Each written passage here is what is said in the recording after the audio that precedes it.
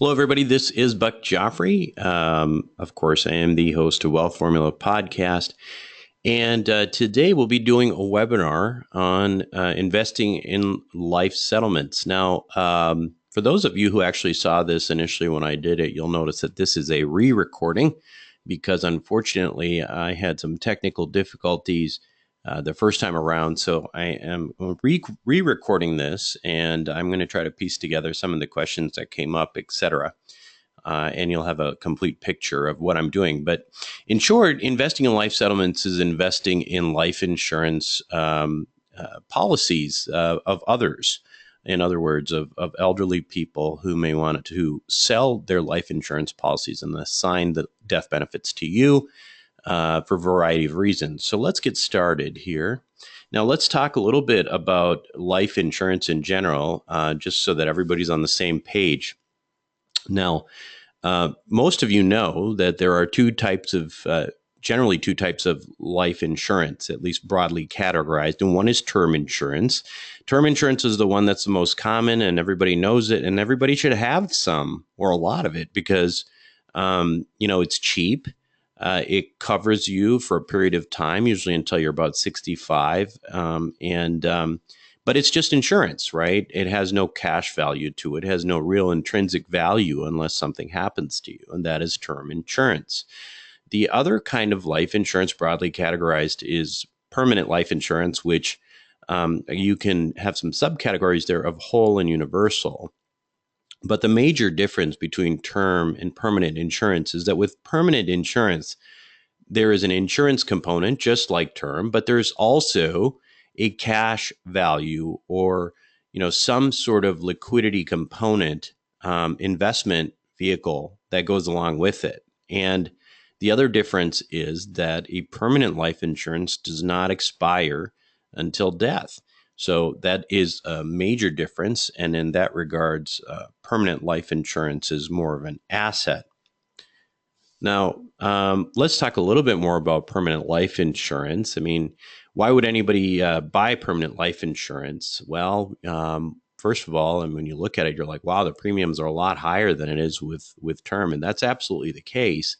And to be quite honest with you, I think most people who buy permanent life insurance don't know what they're doing. They've been sort of sold on probably an insurance salesman who's told them that's the right thing to do, but they've bought things that may not be beneficial to them.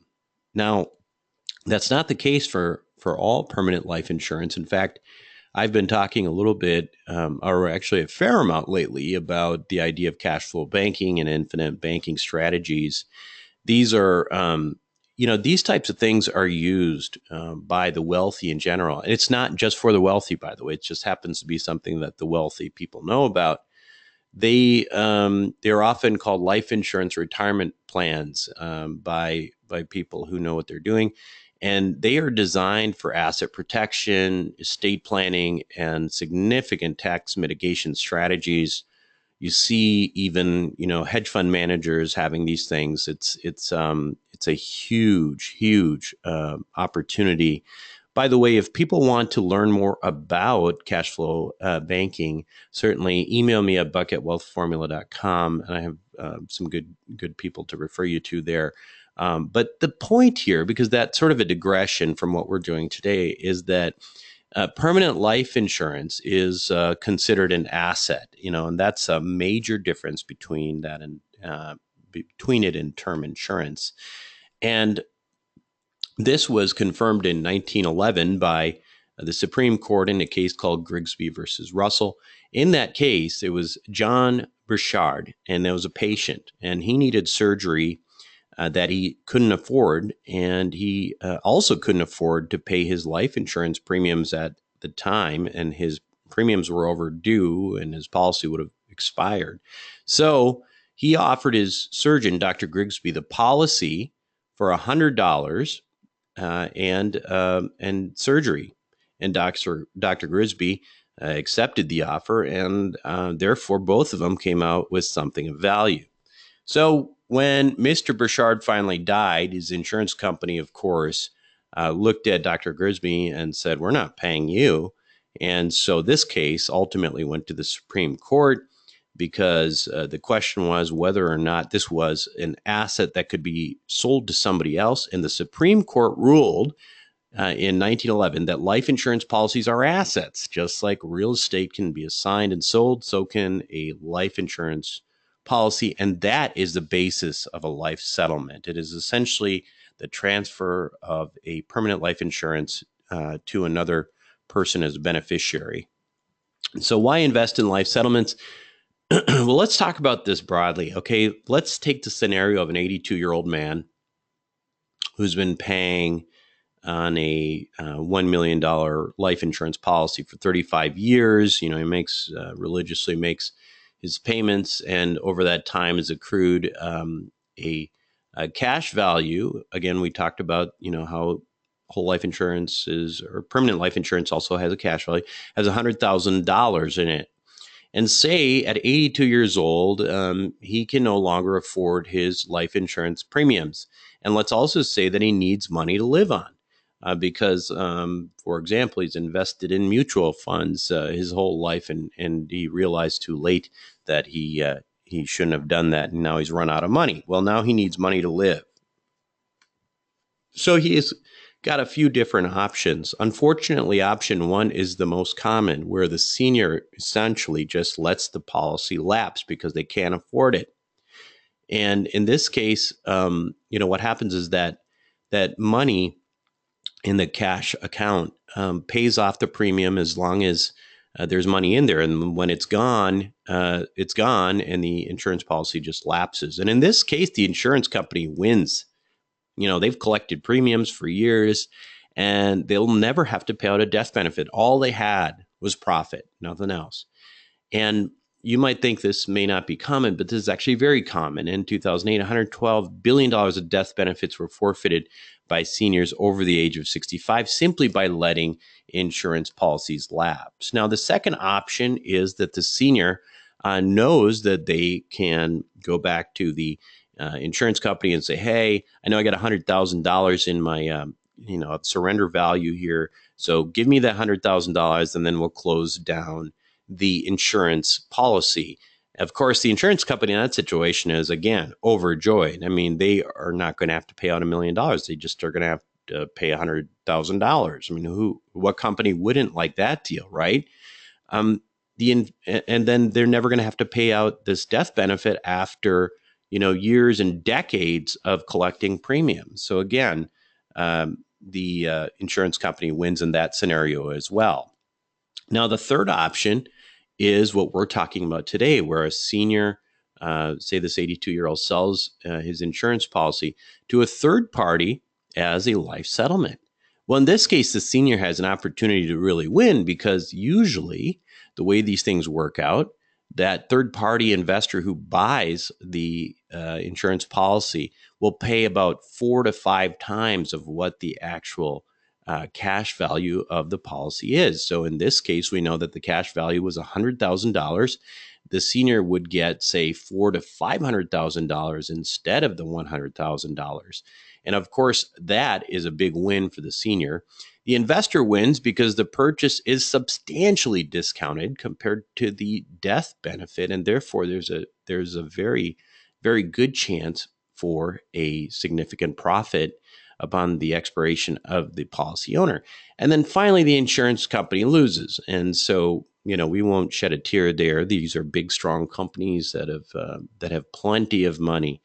Now, one of the things that when we talk about this kind of option is that some people think, well, gosh, this is a little morbid because I'm making money off of people dying. Well, let me have you change your perspective a little bit. If you're 82 years old and you need money, right, and you can't afford your life insurance policy, you can't afford the premiums anymore. I mean, and basically you either can let that thing expire, you can collect $100,000, or you can get $400,000 or $500,000. What would you want? So that's what you got to look at this. This is not about, this isn't morbid. This is actually helping seniors. And to back that up, a 2010 survey of seniors who let their policies lapse, just like we discussed, of them, 90% said that they would have considered selling their policy if they knew it was an option. Why didn't they know it was an option? Well, because the insurance companies really have no incentive to tell them that it's an option. So who invests in life settlements? Well, certainly institutional money is a major player. Hedge funds, multinational banks. Warren Buffett, via Berkshire Hathaway, invests $600 million per year in this asset class. Bill Gates has over a $500 million position in life settlements. And why? Why would these people, like guys like Buffett and Bill Gates and all these companies, why would they invest so much in life settlements? Well, for one thing, insurance companies pay out.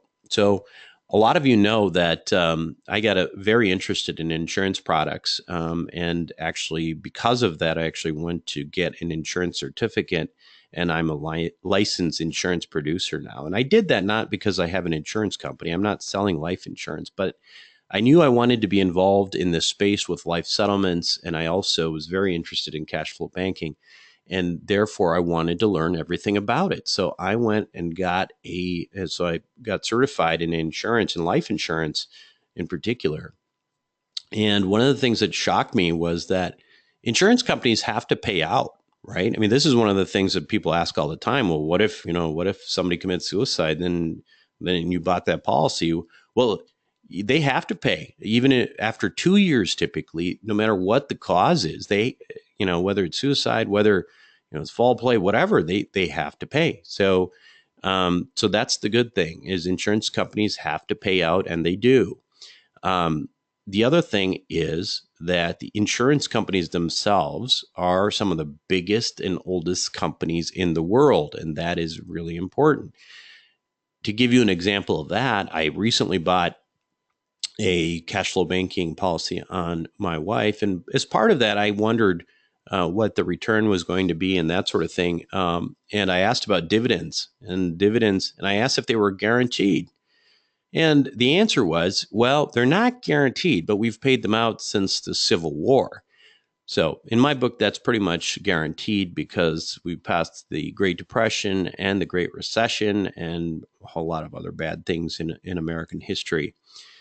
The other reason to invest in life settlements is that life expectancy is highly predictable on a large scale, and so you can make some decent pro formas and assumptions.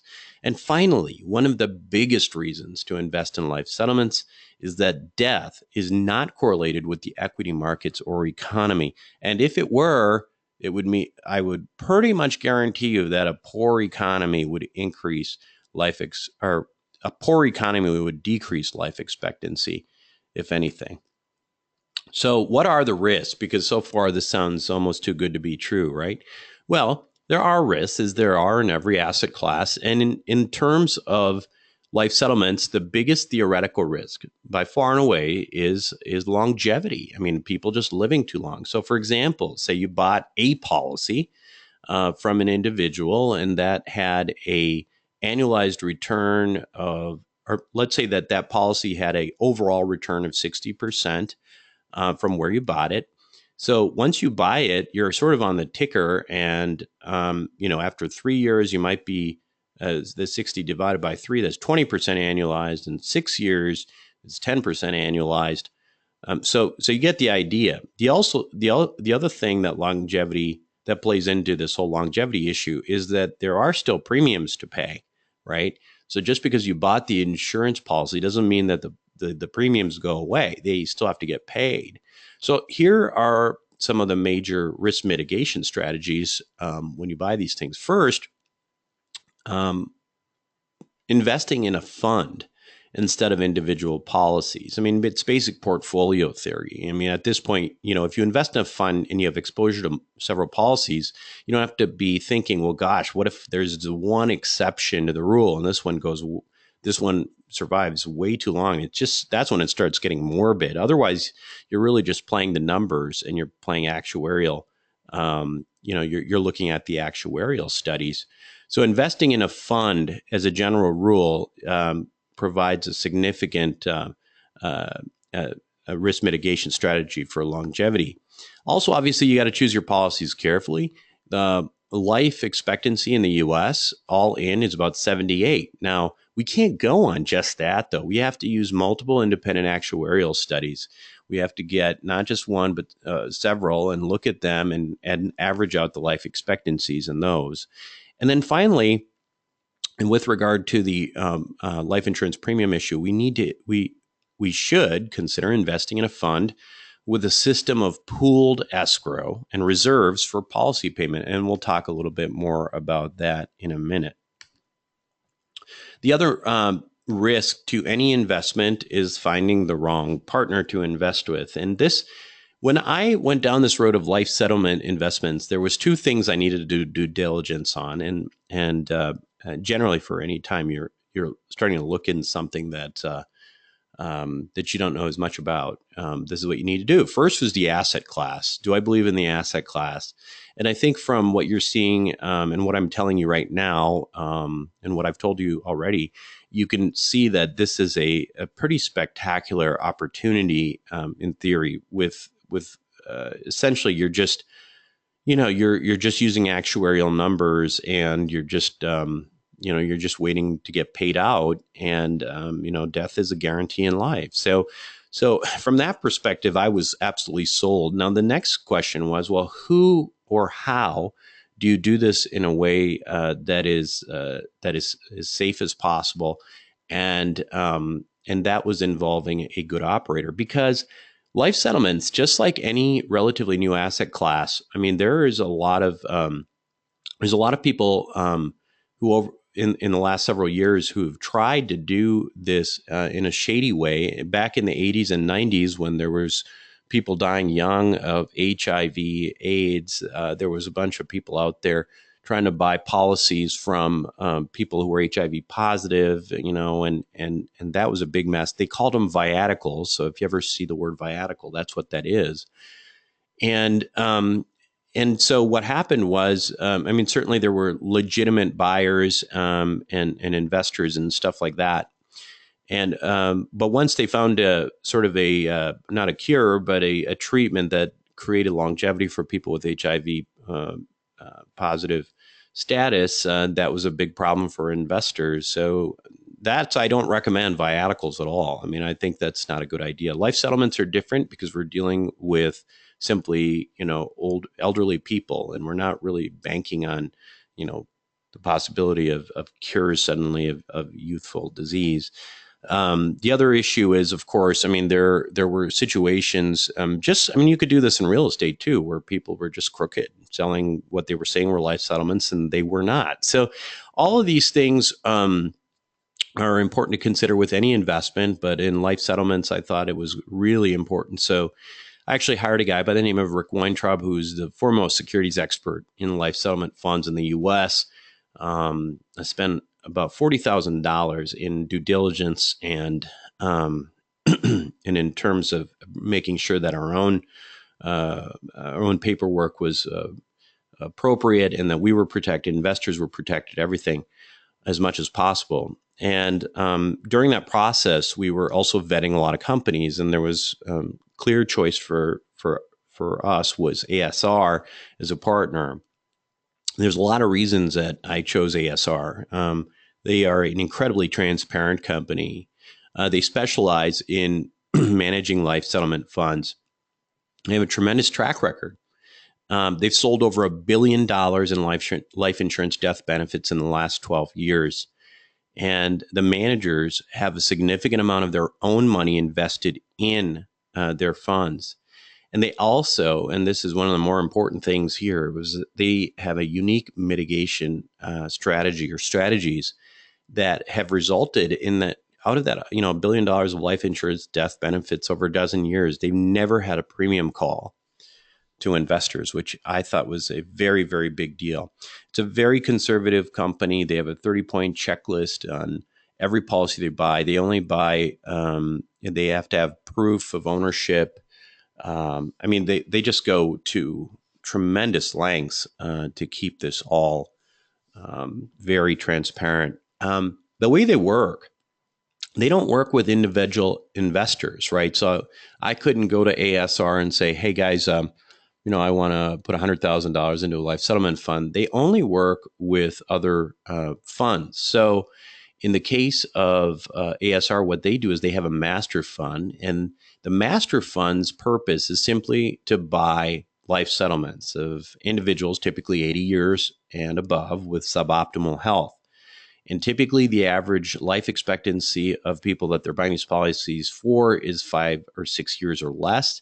The fund targets, a absolute return of 55 to 65% return on investment, and this is all after any fees associated with this. So think of these as numbers that you're getting. The fund is limited to 10 years. Well, you might say, how does that happen, right? How do you limit that? Well, because some people will obviously die earlier and some will die later. Well, there's a very they have a very, very successful way of creating stability there, and one is that the fund builds in policy premiums to match life expectancy. Okay. Now, the purpose here again is because we don't, the last thing you want to do is buy this and get a premium call. You don't want to have somebody say, oh, you got to put in more money now. And so what the fund does is, so each policy it buys, say it buys a policy that is somebody with a life expectancy of 5 years. So they buy the policy and then they put into escrow 5 years of premiums so that they can, so that those can get paid for 5 years. Well, when someone passes away, that premium or the escrow is not distributed to investors. In fact, what it's done is it's sort of kept around to rebalance and make sure that the reserves for escrow for policy payments are adequate. And that has been a very successful way of mitigating that risk of premium calls. And in the worst case scenario, if somebody were to, and I shouldn't say worst case scenario, but I mean in terms of the investment, but somebody's still alive in 10 years, you can actually sell that policy away. So you can limit this to 10 years. And the other thing I should point out is if you have somebody who's 83 years old and 10 years later they're 93, the policy is going to be worth a lot more than what you bought it for, because the likelihood of expiration is higher and higher every year.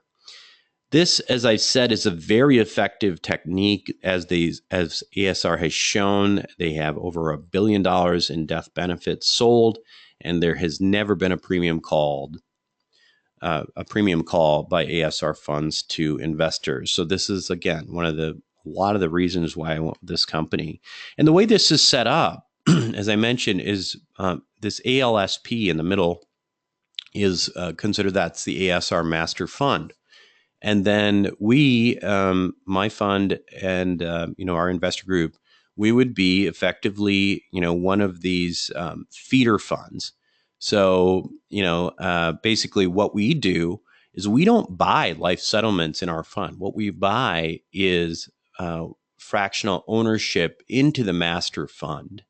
And so, in effect, what you're owning is not the life settlement itself. You own a security, and basically you own a fraction of that LLC master fund.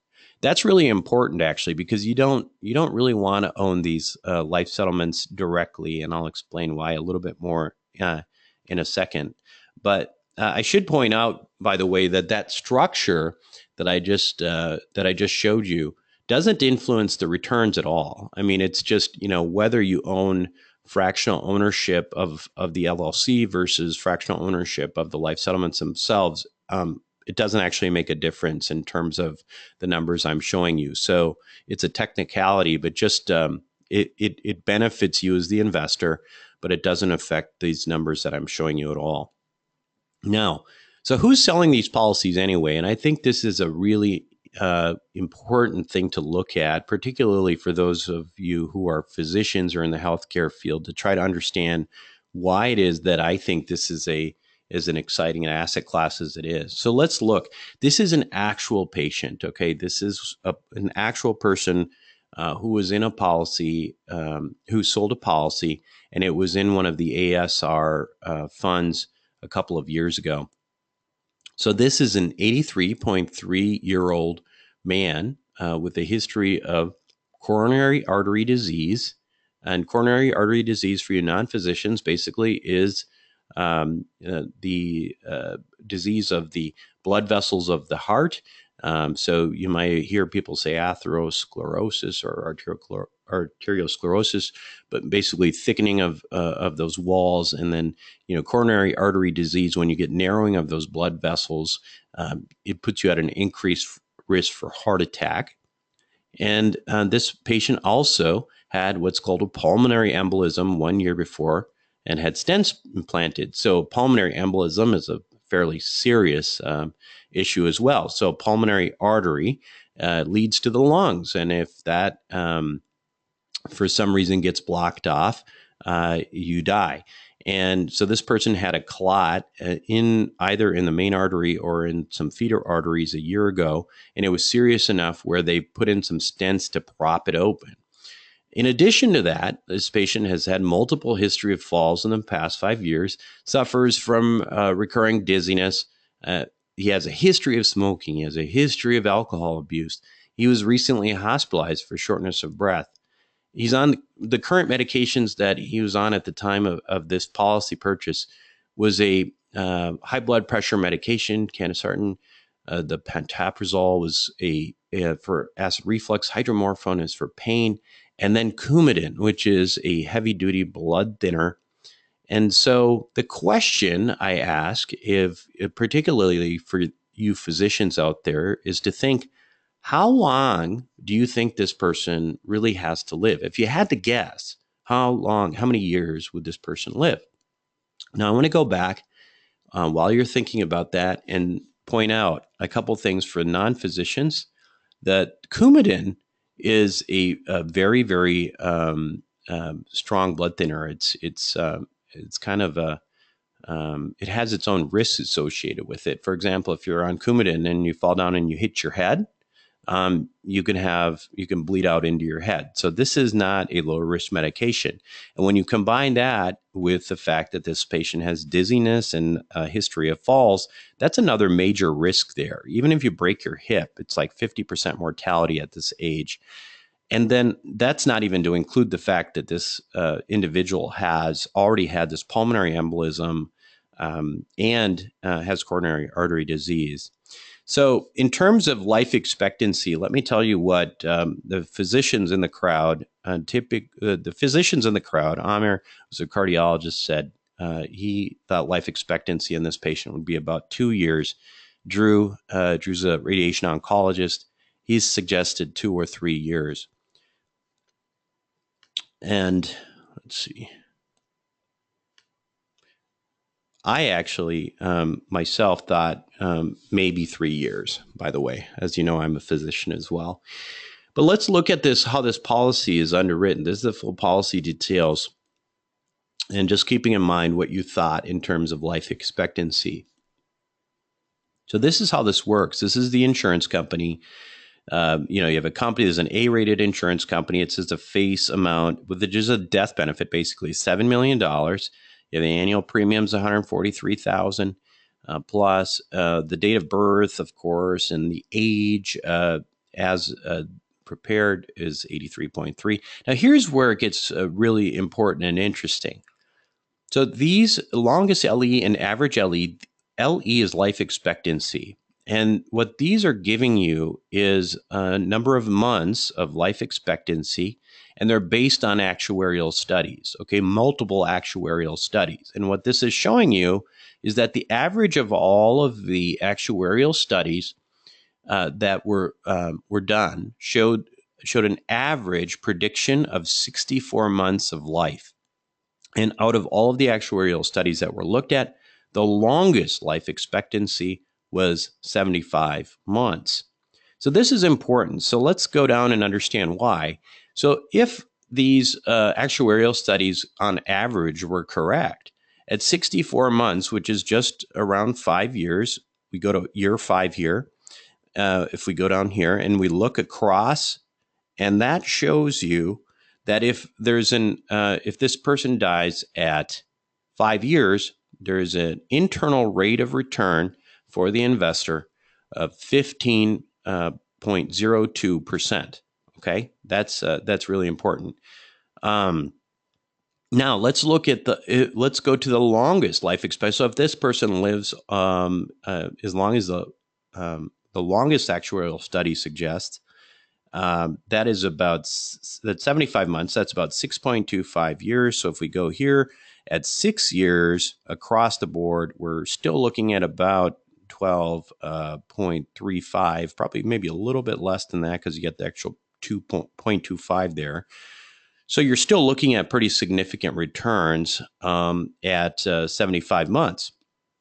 So this is how this works. And these yearly IRRs here are the actual returns for the investor in an ASR fund for this particular policy. Now, we talked about before what the average life expectancy of that one patient we talked about. And like I said, between me and the other physicians that were on here, we all said, well, 2 or 3 years. Of course, the actuarial study was much more generous and said that, maybe it might be 5 years. But that's great. We need to know that information. But what the next question is if there was 7 of these guys with identical profiles, 7 or 8 of them, who would bet that at least one of them would pass away earlier than that average of 64 months? Well, like I said, we've got 3 physicians saying 2 or 3 years. The likelihood is very, very high. I think if you ask any physician that given that profile within that somebody would die earlier than 64 months. And again, when would you guess that first person would expire? I would say, again, I think it would be relatively safe from my professional opinion as a physician to say 3 years. So what I did, so I looked at 36 months. So I took this policy, which is your typical policy for these funds. This is not out of the ordinary. I just picked one randomly. That if you had one person in, say you had a fund of 7 or 8 or 7 people with identical profiles to the ones below, to the ones we looked at already. If you had one person expire early, 36 months, let's say in 3 years, and then one person expired late, they went all the way to that 75-month point that we said. If you had a fund of those individuals, the internal rate of return from that theoretical fund would be 13.12%. I want to point out that the internal rate of return is a little bit complicated. It's not that simple to explain. It takes into account something called the time value of money, and we're not going to talk about that in detail. But a lot of people look at, say, internal rate of return when they actually mean annualized return. Annualized return is what you get per year from your investment. So, for example, in real estate, we look at the idea of doubling your money in 5 years, and that's an ideal situation where if you put in $100,000 and you come out and you exit at 5 years, you have $200,000. And typically, you hear people say an IRR of 20% because they got 20% per year for 5 years, and that equaled 100%. That's not really what IRR is. That's annualized return.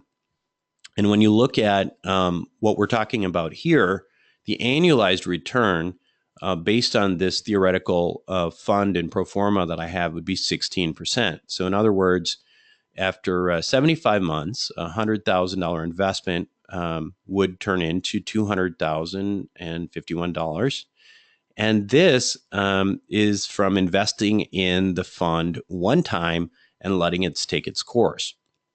I want to point out and emphasize again, this is theoretical, right? I'm just showing you that just because the fund is yielding, 60% and limited to 10 years, it doesn't mean automatically that your IRR or your annualized return or whatever you want to call it is 6%. That doesn't work that way. This is where I'm asking you to sort of use your study this and understand this and use your own mind. And that's also helpful to have some doctors who have given their input.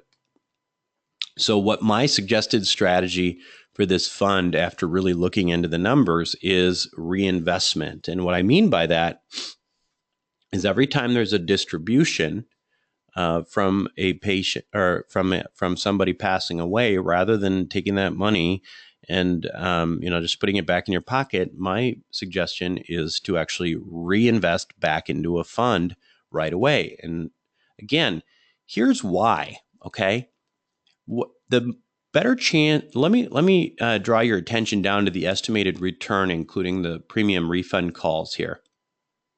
When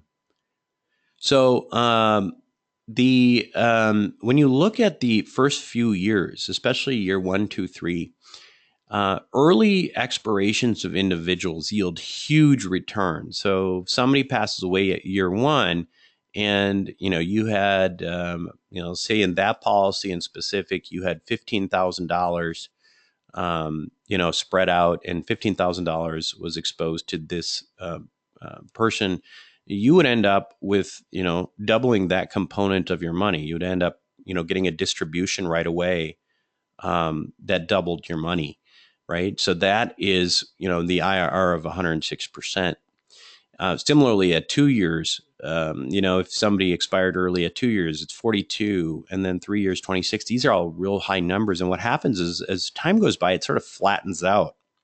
So anytime you can, the way to think about this, I think, is, the more policies you can get exposed to, the better. And the way you do that is through reinvestment.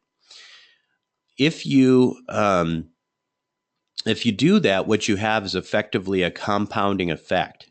And I'm going to show you what that can potentially do for you. So if we reinvest every time there's a distribution, in the scenario that I gave you earlier, which was now you've got 7 of those same profile patients, right? And you have them in a fund. And I'm just going to, just for the sake of this exercise, say that fund is exactly the same every time. It's not, obviously. And, some are going to be, probably sicker, and some are going to be less sick. But just for the exercise, they're keeping all these variables constant and saying that you have that one patient, but we're making a fund of 7 of them. And then all of the funds that moving forward are identical. And here's what we come up with. Now, if we use that same idea of one person passing away at 36 months, which was early, and one person passing away late at 75 months, and everybody else passing away on time, the internal rate of return over a period of about 14 and a half years increases from 13.12% to 15.01%. And over the period of time, and this is where annualized return is really important, because you look at that IRR and it doesn't look significant, right? But we're talking over 14.5 years. And we're not talking about the time value of money and all these other things. So what we're looking at really here is the annualized return increases from 16% to 28.5% per year on return on investment. That's your average yearly annualized return on investment. So that's, again, trying to explain to you why the value of sort of of reinvesting into these things makes a lot of sense. And it is the model that I am planning on using myself as an investor. So again, this is a theoretical model, but in this theoretical model where we used some of these constant variables, $100,000 investment in an IRA would turn into $513,000 in 14 and a half years. And I think if you think about that for yourself, I think you'd probably be pretty happy with that kind of growth in an IRA. And if you're 50 years old or younger, 50 young, that would be before you were 65 years old. Now, again, remember, and I want to emphasize this, Anna, is that these numbers are all theoretical. And this is, again, why it's important to not only look at the actuarial numbers, but also to look at what, the medical professionals in our audience and stuff think. No one knows for sure when these people are going to die. Life expectancy, obviously, over time will go up. But I want to point out that the changes in life expectancy typically do not impact people who are already in their 80s. Okay. I mean, the damage has already been done for those people. And, if you're 83 and you've already had a pulmonary embolism, you have coronary artery disease, you're on Coumadin, there's not something that miraculously, it's extraordinarily unlikely that anything is going to come that's going to change the course of that person's individual life. But when we talk about those life expectancy changes, we usually see those. We talk about those in terms of the children, today's children. I mean, they are probably going to have life expectancies up in the high 90s or 100. That's probably the case, but that's certainly not going to be the case in the course of the next 10 years.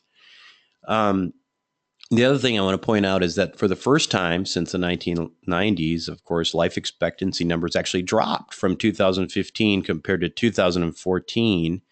And that's a little depressing. And I have a lot of theories on why that is. I don't think it's, I think this is kind of a long-term problem for us, though. But either way, the actuarial studies will change over time accordingly, and actuarial studies are extremely valuable. This is why insurance companies make as much money as they do, and this is why Warren Buffett loves insurance.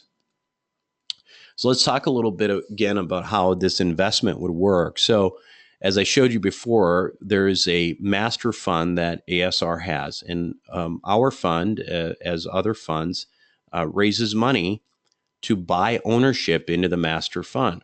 And again, this is how it's set up. It doesn't affect any of the numbers that I show you. The big difference here is that when you buy into the fund, you technically own a security. You don't own a life settlement. And that's really important, actually, because there are some restrictions to, who can own life, where you can own life settlement policies, life insurance policies, et cetera. And you can't technically own them within an IRA. But if you own a security that owns part of an LLC, then everything's fine. And I actually checked that out with Provident, which is or Provident, sorry, one of the major companies that does self-directed IRAs. Great company, by the way. Recommend that. They also have a huge number of life settlements within their IRA portfolio of their customers. So this is, again, something that we had to do due diligence on. My securities attorney is very comfortable with it, and so this mechanism by which we own the life insurance policies is very important, and one of the advantages of doing it of partnering with ASR. And finally, I should point out that this feeder fund that I have, Physicians Equity LLC, does charge 2% on distributions, and that is included in the projection, so that doesn't affect anything that we talked about in terms of the pro formas. Taxation. So this is a tricky issue a little bit. I mean, when you get a distribution from one of these policies expiring, you're going to get a K1. It's going to be ordinary income.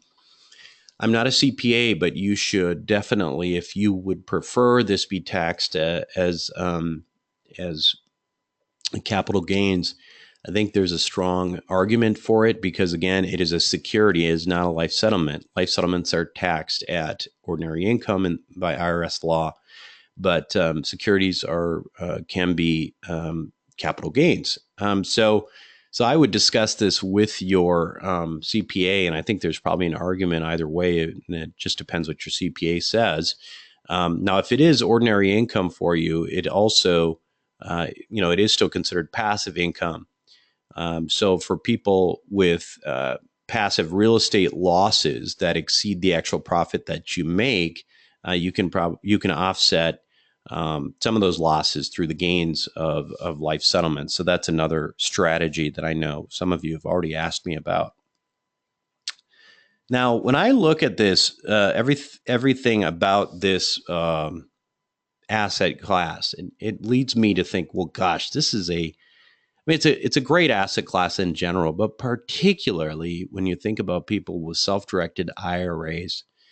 When you look at this asset class, some of the things that are less appealing. For example, it's not a cash flowing asset. I mean, that's probably the biggest thing.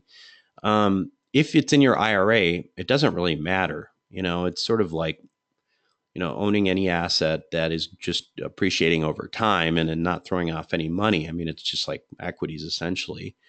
And so for that reason, but in an IRA, of course, you don't care. I mean, because you can't take that money out anyway. Another reason why I think it's great for a self-directed IRA is that it's stable and backed by the only guarantee in life, folks. It is guaranteed by death, and it is completely uncorrelated with equity markets and the economy.